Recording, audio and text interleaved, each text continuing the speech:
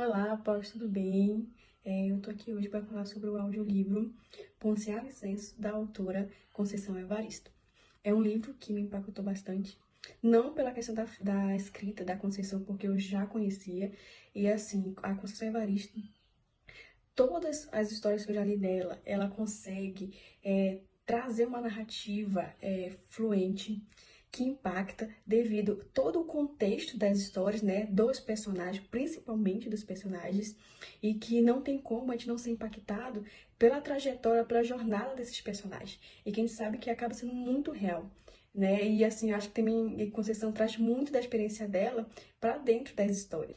Né, como o próprio título já diz, né, a gente vai conhecer a história de Ponciar, Vicêncio. Então, Ponciar, desde criança, quando nasceu, né, todo mundo diz que ela já herdou, ela recebeu uma herança do avô, e é uma herança que ela não entende, né, e que nós vamos também compreender apenas praticamente no final da história. Então, nós vamos acompanhar Ponciar, a sua família, no caso que é o pai, a mãe e o irmão. Eles moram num lugar, um vilarejo, né, praticamente uma cidadezinha rural, em que eles são descendentes, né, de escravos, né, o avô dela foi escravo, de quem ela recebeu a herança, e tanto é que ela também recebeu talvez alguns costumes do próprio avô, né, porque o avô não tinha um dos braços, era cortado, e ela meio que andava já igual ele, né, então talvez daí a gente já tenha meio que um spoiler, né, talvez qual seja essa herança do avô. Então a gente vai acompanhar aqui o pai, né, de Ponciar e o irmão acabam trabalhando, né, para os senhores da terra.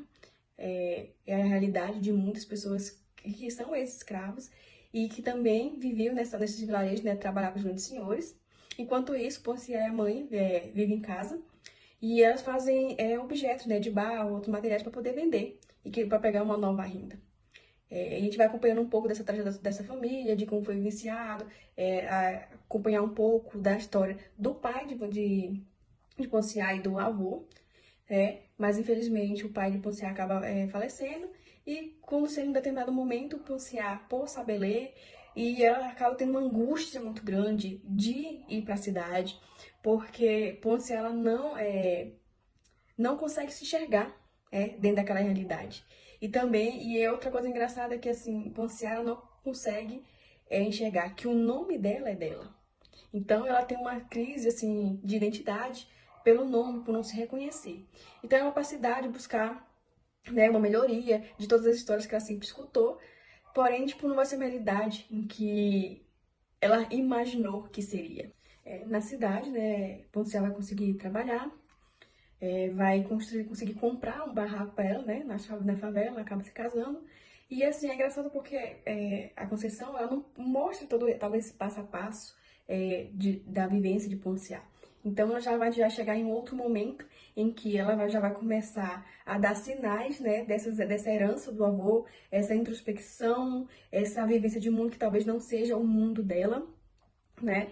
E nisso a gente vê que ela retorna um pouco o vilarejo atrás da família, ela não encontra, né, nem a mãe, nem o irmão e acaba voltando.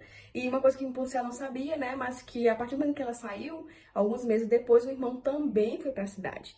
E então, o irmão na cidade, ele vê uma outra realidade em que ele sonha em ser policial por conhecer, né, um policial negro.